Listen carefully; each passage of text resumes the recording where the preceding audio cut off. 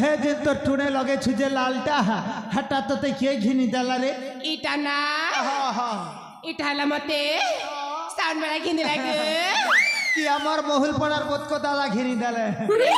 नहीं नहीं हाँ ताले আমার सूर्या डिजिटल यूट्यूब वाला